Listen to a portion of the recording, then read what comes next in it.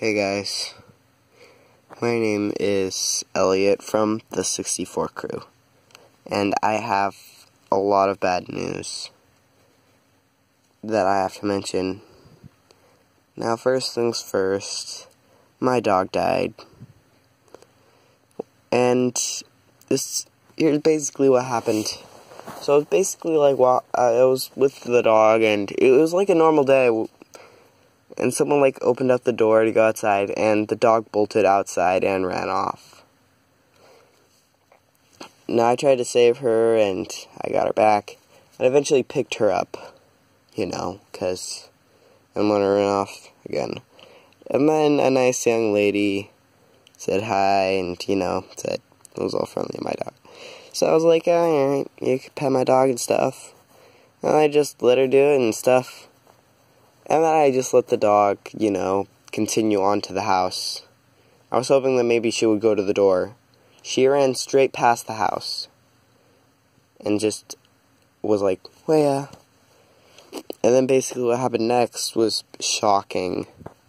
She runs down the hill and down the road.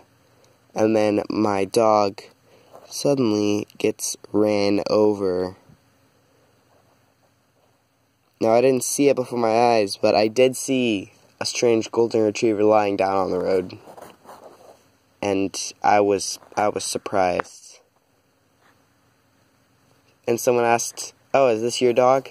And I was like, yeah. And someone else told someone else, yeah. And then someone else said, okay, yeah, this is my dog. And I was like, I had my woof. I was like, woo. And then I realized that person was one of my family members. And it was also their dog and my dog. So then I was sweating again. And I asked, oh, is she going to be okay? And we got a blanket. One of the neighbors gave us a blanket.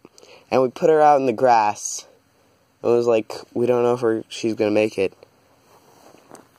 And I physically remember seeing her die. And it was really annoying. It was really suspenseful. So, someone got a table. We got Ruby up from the blanket and put her onto the table so she had a more flat surface to lay on. And after a little while, we tried to keep her going longer. And eventually one of us caught the van, and we drove off to the hospital. And then more disaster struck. We drove to the hospital. It took about 15 minutes. And I was sweating. And we were just saying our goodbyes because we figured she was probably not going to make it. I had really high hopes.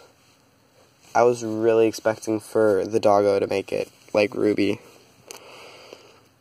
And I hope this cheers you up, that the fact that I'm just wording it weirdly and saying stuff like doggo.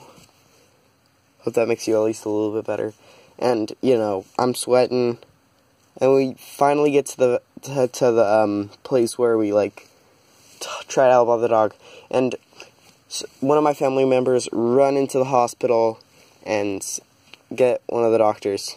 And then I see the doctor come outside and get the dog and check the heartbeat. And unfortunately, there was no heartbeat. She was gone by then. And it was super depressing.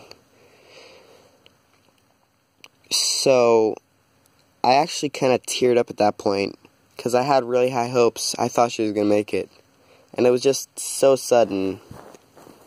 My brain was denying it, and I was thinking, no way. Maybe they can, put her onto, some machinery to keep her alive. But they moved in, and then I slowly got, more convinced. Oh, crap. I'm gonna have to live without Ruby.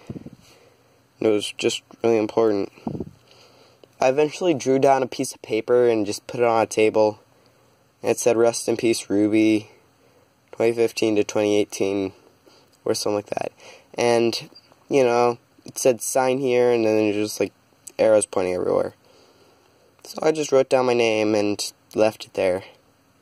And one thing that cheered me up a lot was one of my sisters picked up the piece of paper and actually signed it. And eventually she handed it up to the other one, and she also signed it. And it just got signed by everyone else. And that was just really heartwarming.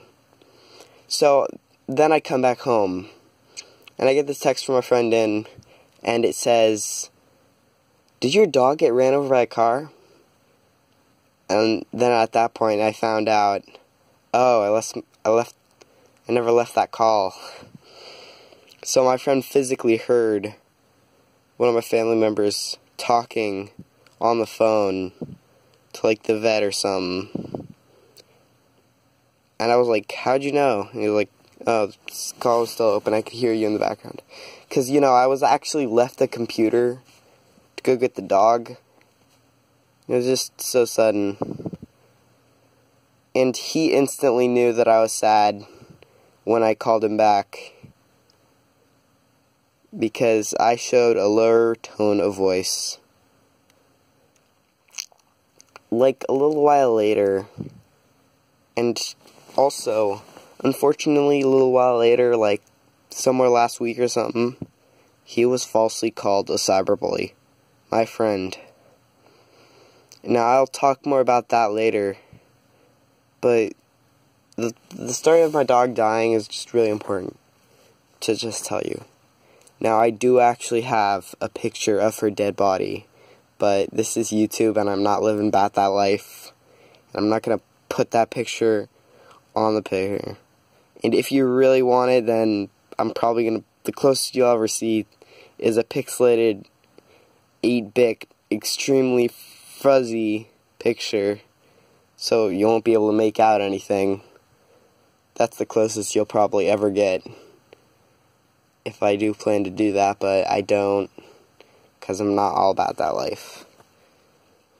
And yeah, pretty much, yeah, my dog died.